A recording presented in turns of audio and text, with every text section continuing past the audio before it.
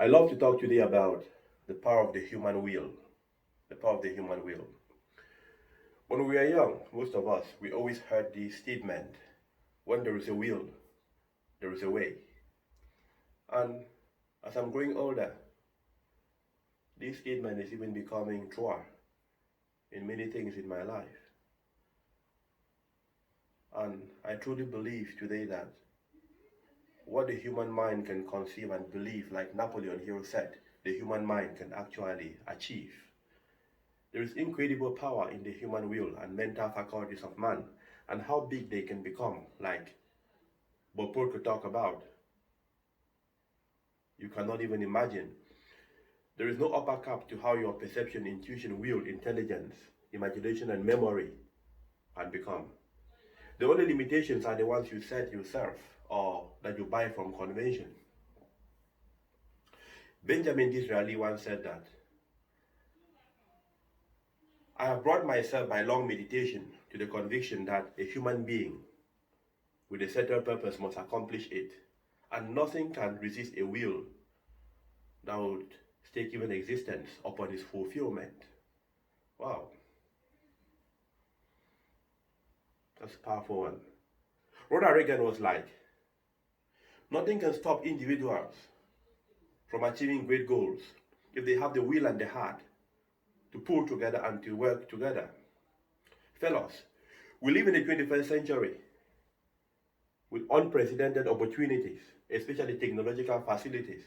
Today, you can sit at one corner in your room at the comfort of your own house and talk to people and even see them at the far corners of the earth. More has been given to us. And like the Bible says, to whom much is given, much is expected, much is required. The question we have today that is so clear and glaring in front of our eyes is, what are we doing with these opportunities we have, with the weapons we have? We must amass the will to put these weapons into use, to employ the creative energy at our disposal, at our command, to create new value and more value for the world. When there is a will, indeed, there will be the way. What do you want to do? Who do you want to become? You're invited to dream so big that your dreams even frighten you, and reach out to do what you want to do. Give your dreams some wings, let them fly. One day we are going to die. That's true. All of us will die. But that's not the problem. The problem is dying when you did not even live. Dying when you did not write your name on the signs of time.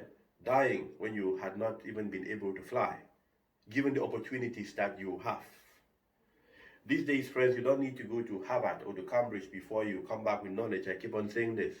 You don't need any great university.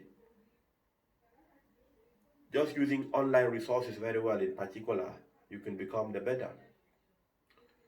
Still talking about this human will. In the 1960s, there was a great American president, a great visionary. His name was John F. Kennedy. I think that Kennedy embodies the meaning of human vision and human will. He articulated possibilities beyond what the ordinary people of his day could see. It was true that he took power at a time when the Soviet Union was racing with America to see who would become the best in many aspects of life. What was formerly the arms race became the space race. Russia, in 1957, succeeded to launch the Sputnik 1, the first satellite to go out there around space and to watch the Earth from there. Many Americans went to bed very unhappy and worried and troubled and anxious, knowing that a Russian machine is spying them from above. And it didn't even end there. In 1961, a Russian called Yuri Gagarin became the first human being, the first astronaut to go to space, meaning that Russians were leading in this space race. Kennedy did not want this. He was looking for the opportunity where Americans should lead this, and he believed that that was possible. But like a human being, he had his own mental limitations and self-distrust or frustrations. He decided to convene a meeting with another great thinker, another great visionary, but not a politician this time. A great scientist called Professor von Braun. Von Braun was a German-born scientist, and he was so good in rocket science. America harvested him from Germany sometimes after the Second World War, and he was very instrumental at the Marshall Space Center, where Americans were doing most of their experiments aiming at landing man on the moon. Kennedy had this meeting with von Braun on the 11th of September 1962 and asked a direct question to von Braun, in quotes. Kennedy asked, "What will it take for Americans to land man on the surface of the moon and bring that man to Earth safely, without pondering, without hesitating, without any confusion?" Unhesitatingly, unequivocally, von Braun answered, "The will to do so." The will to do so. What an answer. The next day, Kennedy had his famous speech in Rice University, the moon landing speech, a speech that has gone beyond just being a speech or a message sent. Some people think Kennedy did not only deliver a speech, but he delivered the future. The articulation of that speech, how rhetoric he was, the faith and the devotion, and the belief that he spelled out in that speech is unprecedented. Kennedy informed the world that in the decade of the 60s, Americans will land man on the moon and bring that man to Earth safely. He described the whole journey in scientific terms, in precision, even though this journey will be very intricate.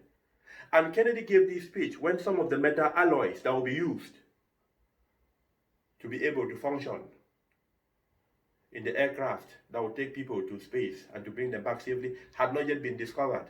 But Kennedy, after being fortified by von Braun, knew that if the Americans had the will, which they had, and if he as the American leader had the vision and the belief that that was possible, then that would happen in the decade of the 60s.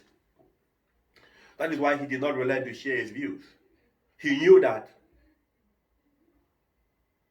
because they believe it will be done. Unfortunately, the next year, in 1963, Kennedy was killed in downtown Dallas, Texas by an assassin. But the most important thing is that his own words became proof for himself. When Kennedy died, his vision for America did not die with him. His dreams to land man on the surface of the moon didn't go with him. His desires, ambition, and mission stayed. They stayed behind. He once said, "Men may live and die, nations will rise and fall, but an idea lives on." That idea lived on.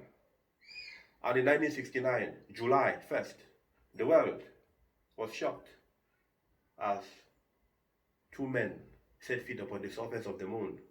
That was Neil Armstrong and Alexander Aldrin. Armstrong went first. On touching the moon, he said, "A simple leap for one man, a simple step for one man rather, a giant leap for humanity." Later, his friend and co-astronaut Alexander Aldrin joined him there. They spent some time on the surface of the moon, collecting debris and sand and rocks. And before they left, they hoisted the American flag with the inscription from the American president then. Here, July 1961, men from planet Earth first set feet upon the moon. We came in peace for all mankind. Radio signals were shaking the whole earth as men listened with utmost surprise the words of another human being, now from the stars. Men had conquered the stars from that day up till today. That is the power of the human will. Why am I telling you this? Not just to make you feel very impressed about Kennedy, but to let you know that what Kennedy has within himself, or what he had, is what you also have. You have the equipment within you, the material within you. You have all it takes to become unfathomable, unimaginable, to believe in something that has not yet been there, and to use their creative ingenuity You are creating programs and to will that thing into existence. Come on. Dream big and aim high. I was listening to a great lady one day called Ellen Johnson, the former female president of Liberia. She said that if you don't dream in such a way that your dreams even frighten you, then you are not dreaming well enough. Let your dreams frighten you. But know that those dreams are practical and they are possible when you have the will. Most of us, we do not use our mental faculties very well. We don't use our minds very well. We want great things, desire great things. But what you are going to have in your life, like Oprah says, is not what you want. It is what you believe in. What you trust you can have. Michelle Obama mentioned that. You get in life things that are commensurate to your beliefs. What you are going to achieve will be justified by what you believe. The more you believe, the more you are going to achieve. Learn to believe in yourself and understand that you have all it takes to become the best. You have the material that the people you respect and revere had. And will great things into existence. Friends, when there is a will, there is a way. Never be afraid of challenges. Never be afraid of going out of the comfort zone. Never be afraid of using your mind in such a way that you see things that are not yet there. Using your imagination, the strongest nation in the world. And having the will and the audacity to work day and night to create those things. The universe has a way to set aside